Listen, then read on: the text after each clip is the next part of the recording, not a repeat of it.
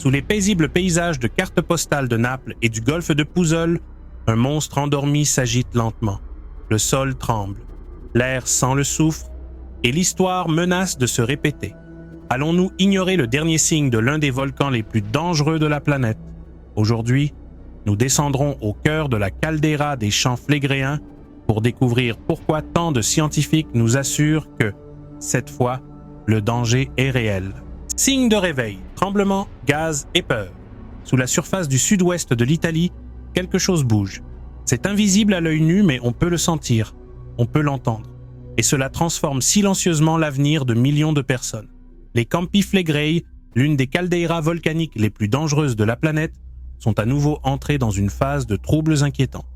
Depuis 2023, l'activité sismique dans la région s'est rapidement intensifiée. Ce qui n'était autrefois que de faibles secousses occasionnelles est devenu un essaim persistant de mouvements sismiques. Plus de 3000 tremblements de terre ont secoué la région rien qu'en 2023, dont beaucoup à moins de 3 km de profondeur. Ce qui est véritablement alarmant, ce n'est pas seulement leur nombre, mais aussi leur intensité et leur faible profondeur. Plus un tremblement de terre se produit près de la surface, plus il est probable qu'il soit directement lié à l'activité volcanique. En septembre 2024, un séisme de magnitude 4,2 a secoué la ville de Puzzole, juste au-dessus du cœur de la caldeira. Il s'agissait du séisme le plus puissant enregistré depuis plus de 4 décennies. Ce n'était pas une simple secousse, c'était un avertissement qui a ouvert des fissures dans les rues et les maisons, effondré des structures, forcé la fermeture des écoles et généré une panique silencieuse qui s'est propagée comme une lave invisible dans toute la région. Les répliques ne se sont pas fait attendre. En mars 2025, 2 autres séismes, l'un de magnitude 4,4 et l'autre de magnitude 3,9, ont secoué la zone située entre Puzzole et le quartier napolitain de Bagnoli. La terre ne dort pas, elle respire, et sa respiration est irrégulière, tremblante, comme celle d'une personne se réveillant agitée après un sommeil trop long. Mais les tremblements de terre ne sont pas le seul signe. La terre elle-même s'élève. Dans certaines zones des champs flégréens, le sol s'est élevé de plus d'1 mètre depuis le début des relevés modernes. 1 mètre, c'est l'équivalent de l'accumulation de plus de 100 couches de sédiments en quelques décennies seulement. Ce phénomène, appelé bradicisme, est un signe évident d'une augmentation de la pression sous la surface. Lorsque le magma remonte ou que des fluides souterrains se déplacent, le sol réagit. Il gonfle, comme si la terre respirait bruyamment, se gonflant toujours plus, sans savoir quand elle expirera violemment. Le soulèvement actuel atteint des taux de plus de 1,5 cm par mois, ce qui est particulièrement inquiétant dans les zones urbaines densément peuplées comme Puzzole. Ce taux est presque le double de celui enregistré lors des précédents épisodes de troubles. Il ne s'agit pas d'une déformation superficielle isolée, mais d'une impulsion géologique accélérée, une pression qui s'exerce des entrailles de la planète vers la surface.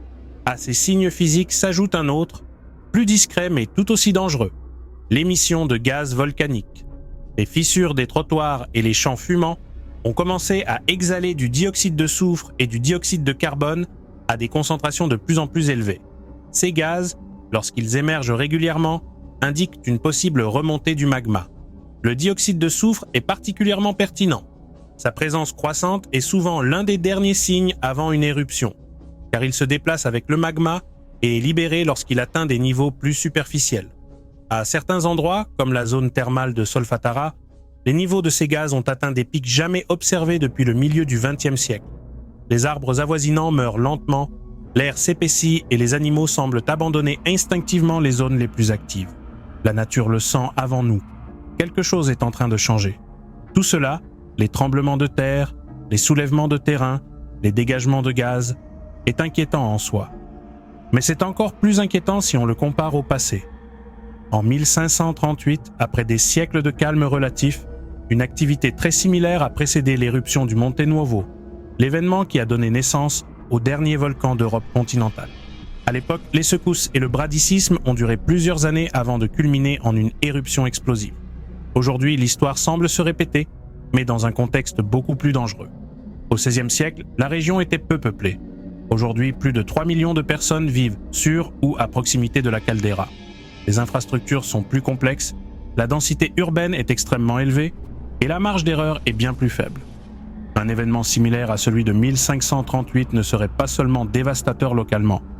Il pourrait avoir des répercussions économiques, sociales et environnementales à l'échelle internationale. La population commence à le ressentir. La peur s'infiltre dans les conversations quotidiennes.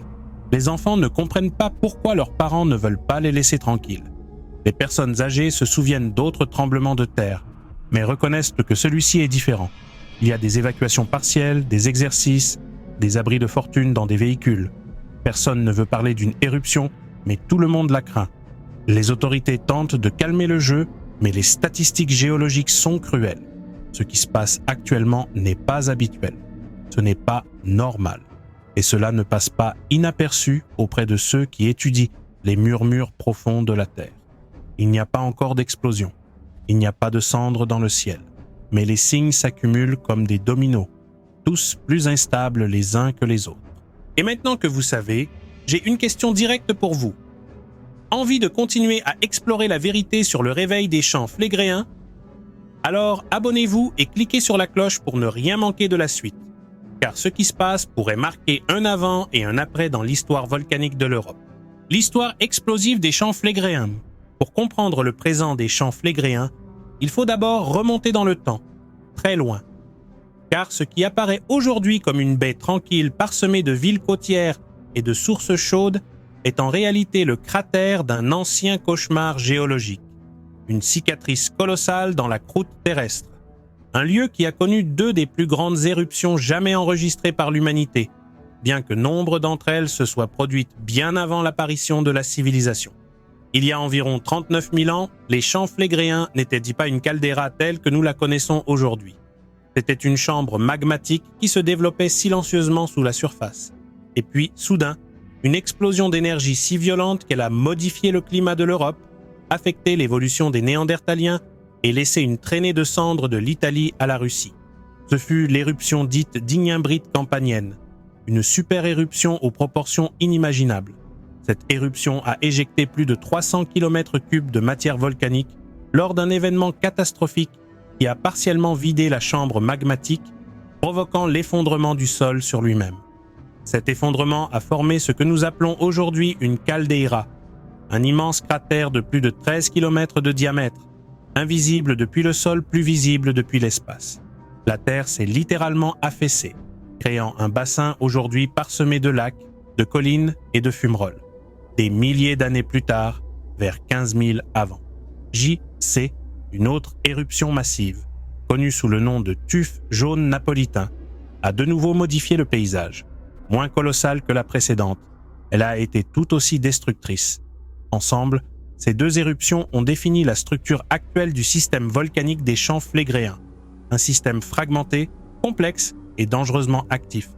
Mais pourquoi ces éruptions sont-elles considérées comme des super éruptions? La clé réside dans l'indice d'explosivité volcanique IEV. Cette échelle, qui va de 0 à 8, classe les éruptions selon la quantité de matière éjectée et la hauteur de la colonne éruptive. Une éruption d'indice d'activité volcanique IEV de 7, comme celle de l'Ignimbrite campanienne, représente l'un des niveaux les plus élevés, plus de 100 km3 de matière rejetée dans l'atmosphère. Pour vous donner une idée, la célèbre éruption du Vésuve en 79 après JBC, qui a enseveli Pompéi, était d'indice d'activité volcanique de 5, et l'éruption du mont Saint-Helens en 1980 était d'indice d'activité volcanique de 4. Cela signifie que les champs flégréens ont libéré une énergie volcanique plus de 100 fois supérieure à celle du Vésuve. Plus choquant encore, Yellowstone, le supervolcan le plus redouté d'Amérique du Nord, a une histoire éruptive comparable à celle des champs flégréens, mais est resté silencieux bien plus longtemps. En revanche, la caldeira napolitaine montre des signes de vie à intervalles de quelques décennies. Le danger n'est pas théorique, il est constant, cyclique et se situe sous l'une des zones les plus peuplées d'Europe. Ce qui est le plus inquiétant, ce n'est pas seulement son passé, mais l'évolution de sa pression interne au fil du temps. Les champs flégréens se comportent comme une cocotte minute géologique. Sa chambre magmatique a été soumise à des cycles d'inflation et de déflation, au cours desquels la pression augmente, est partiellement relâchée puis remontent. Ces cycles ont fragilisé sa structure. Chaque fois que le sol s'élève puis s'effondre légèrement, les roches internes se fracturent, ouvrant ainsi des voies plus faciles à la remontée du magma. Une étude récente, publiée dans Nature Communications, a conclu que la croûte recouvrant la caldeira est aujourd'hui plus fragile que jamais. Comme si cette couverture géologique s'amincissait à chaque cycle, devenant plus fine et plus instable. Une simple augmentation de pression, comme celle enregistrée ces dernières années, pourrait suffire à la briser et à libérer le contenu incandescent du sous-sol. Mais l'histoire des champs flégréens ne se résume pas seulement au feu. C'est aussi une histoire d'eau. Sous les quartiers napolitains de Puzzol et de Bacoli se trouve un réseau de systèmes hydrothermaux qui interagissent avec la chaleur du magma. Des eaux souterraines qui atteignent des températures extrêmes, générant de la vapeur, de la pression et des réactions chimiques qui fragilisent encore davantage les couches superficielles. C'est comme si la Terre bouillonnait de l'intérieur, la vapeur exerçant une pression toujours plus forte sur un toit qui craque. Ce système hydrothermal est invisible à l'œil nu, mais extrêmement dangereux.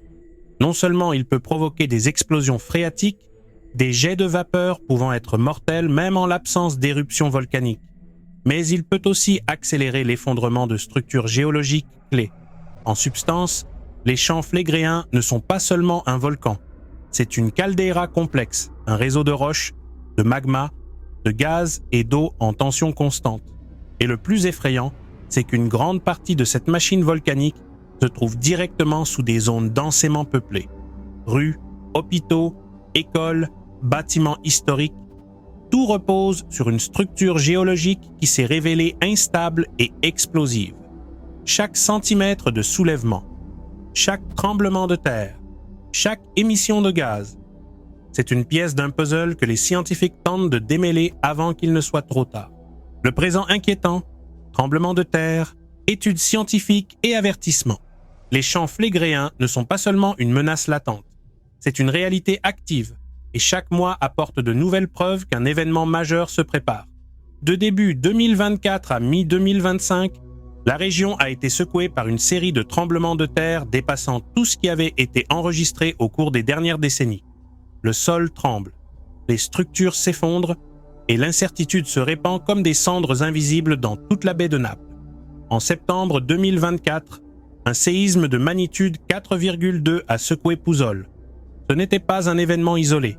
Il s'inscrivait dans une série de tremblements concentrés dans la zone la plus vulnérable de la caldeira. Les ondes sismiques ont non seulement ébranlé le sol, mais aussi la confiance de la population. Maisons fissurées, rues fermées, écoles évacuées. La peur n'était plus une hypothèse. Elle était quotidienne. La séquence s'est poursuivie. En mars 2025, un nouveau séisme de magnitude 4,4 a frappé l'axe entre Puzzol et Bagnoli, deux zones urbaines construites sur un sol instable. Il a été suivi 2 jours plus tard par un autre de magnitude 3,9.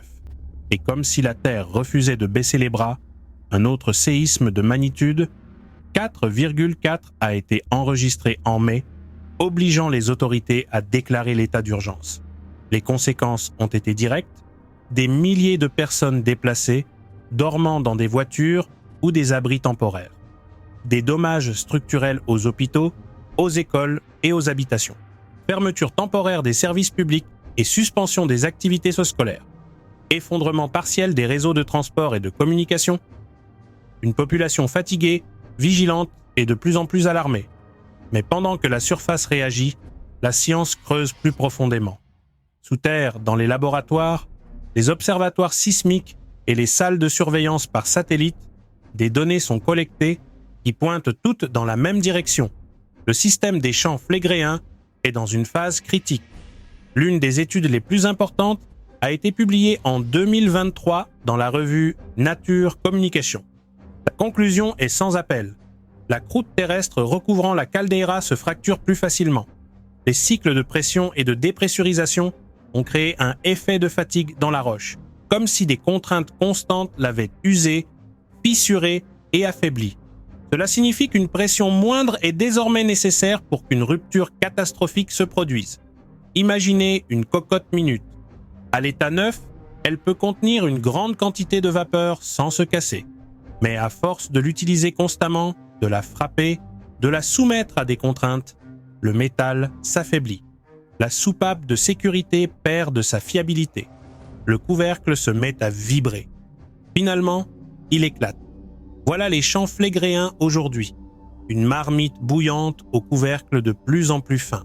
Cette métaphore n'est pas exagérée. C'est une description littérale de ce qui se passe sous terre. La pression des gaz et du magma augmente. Et les indicateurs scientifiques le confirment. Des satellites d'interférométrie SIR ont détecté des déformations du sol avec une précision millimétrique, révélant que certaines zones de la caldeira s'élèvent à un rythme supérieur à 1,5 cm par mois. Des études géochimiques montrent une augmentation soutenue des émissions de dioxyde de soufre et de dioxyde de carbone, signe que le magma se rapproche de niveaux plus superficiels.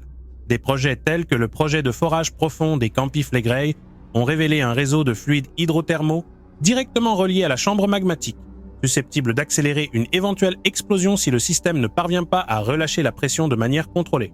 Cette augmentation de pression et de température n'annonce pas seulement une éruption majeure. Elle peut également provoquer des éruptions phréatiques, de violentes explosions déclenchées par de la vapeur d'eau surchauffée emprisonnée sous terre. Il s'agit d'explosions soudaines, sans lave, mais suffisamment puissantes pour détruire des structures et tuer des personnes. Et le plus terrifiant, ces éruptions peuvent être le premier pas vers un événement plus important. Les éruptions phréatiques sont connues pour leur imprévisibilité. Elles ne dépendent pas directement de la remontée du magma, mais de l'interaction entre les eaux souterraines et une chaleur extrême. Lorsque l'eau se transforme soudainement en vapeur, la pression se multiplie en quelques secondes. L'éruption se produit alors. Elle peut être faible ou provoquer l'effondrement d'une partie de la caldeira. Les scientifiques sont divisés entre deux positions. Certains soutiennent que l'activité actuelle s'inscrit dans un cycle naturel du volcan, sans conséquences immédiates. D'autres, de plus en plus nombreux, avertissent que les signes sont plus constants, soutenus et étendus qu'à tout autre moment depuis l'éruption de 1538. Ce que nous observons n'est pas une coïncidence, c'est une tendance. Et cette tendance s'accélère. En bref, nous sommes confrontés à une situation sans précédent. Un supervolcan historiquement actif, une pression souterraine croissante, une croûte fragilisée, et des millions de personnes vivent juste au-dessus. Si certains scrutent le ciel à la recherche de signes, le véritable avertissement vient d'en bas. Sommes-nous prêts à l'impensable? Tout au long de l'histoire, l'humanité a appris à vivre avec le risque. Nous avons bâti des villes sur des failles sismiques, érigé des maisons près de rivières en crue, et nous sommes installés sur les pentes de volcans endormis, convaincus que si rien ne se passe depuis des décennies, cela ne se produira probablement jamais. Les Campi Flegrei nous rappellent brutalement le contraire. Le gouvernement italien n'est pas resté indifférent. Par l'intermédiaire du département de la protection civile et de l'Institut national de géophysique et de volcanologie, des systèmes de surveillance sophistiqués ont été mis en place. Des milliers de capteurs mesurent les déformations du sol, les gaz volcaniques, l'activité sismique et les variations de température du sous-sol. Les données sont transmises en temps réel au centre de contrôle où les scientifiques travaillent jour et nuit. Et oui, des plans d'évacuation existent. Des itinéraires ont été tracés, des zones rouges ont été définies, des exercices ont été organisés et le déplacement préventif de jusqu'à 500 000 personnes a été proposé. Mais sur le papier, tout est plus simple. La réalité est différente. Une évacuation d'une telle ampleur nécessiterait la coordination d'un demi-million de personnes dans une zone urbaine densément peuplée avec une seule issue principale, une autoroute côtière qui peut s'effondrer à la moindre rumeur. Les voies d'évacuation traversent des zones également vulnérables. Les transports publics ne sont pas conçus pour une évacuation massive. Et surtout, la fenêtre d'alerte pourrait être de plusieurs jours, voire de plusieurs heures. Le temps est notre ennemi, tout comme la confiance du public. Nombreux sont ceux, même ceux vivant en zone rouge, qui ne croient pas que le volcan puisse entrer en éruption. D'autres pensent que si cela se produit, ce ne sera pas si grave. Certains refusent tout simplement d'abandonner leur foyer, leur histoire, leurs racines. Et pendant ce temps, le volcan n'attend pas. Il ne demande rien. Au-delà de l'Italie, l'impact d'une éruption importante des champs flégréens serait mondial. Il ne s'agit pas seulement de cendres tombant sur Naples, nous parlons de dérèglements climatiques potentiels causés par les particules en suspension dans l'atmosphère. de perturbations du trafic aérien européen, de crise économique due à la fermeture de ports, de déplacement de population et d'une Europe entière confrontée à une catastrophe naturelle sans précédent dans les temps modernes. C'est pourquoi certains experts évoquent déjà la nécessité d'une coopération internationale préventive, non pas après la catastrophe, mais avant. Les connaissances géologiques doivent être partagées. Les stratégies d'évacuation doivent être intégrées entre les pays. Et la recherche, loin d'être fragmentée, doit être commune. Car les volcans ne connaissent pas de frontières. Et les supervolcans encore moins. Mais même au sein de la communauté scientifique, le débat fait rage. Certains mettent en garde. Les décisions doivent être prises maintenant, même si elles sont inconfortables. D'autres appellent à la prudence. Il est inutile de semer la panique inutilement. La question est, quel est le prix à payer pour pécher par excès de prudence? Le risque d'éruption n'est peut-être pas imminent. Il peut se produire dans des années, voire des décennies, mais tous les indicateurs pointent vers une tendance à la hausse. Et dans la gestion des risques extrêmes, le temps n'est pas toujours un allié. Les champs flégréens représentent ce que les experts appellent un signe noir géologique, un événement à faible probabilité, mais aux conséquences si dévastatrices que nous ne pouvons tout simplement pas l'ignorer. Car si cela se produit, ce ne sera pas une surprise. Ce sera une tragédie imminente. L'histoire nous observe. La science s'est déjà prononcée. La question n'est plus « cela se produira-t-il ?» mais « sommes-nous prêts à nous préparer tant qu'il est encore temps ?» Car lorsque le premier rugissement retentira des profondeurs de la Terre, il sera trop tard pour discuter. Si ce type de contenu vous fait réfléchir, si vous croyez que la connaissance peut sauver des vies, si vous souhaitez continuer à explorer les secrets de la Terre et mieux comprendre le monde que nous parcourons chaque jour, abonnez-vous, partagez cette vidéo et activez la cloche, parce qu'il reste encore tant à découvrir. À bientôt pour la prochaine vidéo. Et d'ici là, restez vigilants, restez conscients.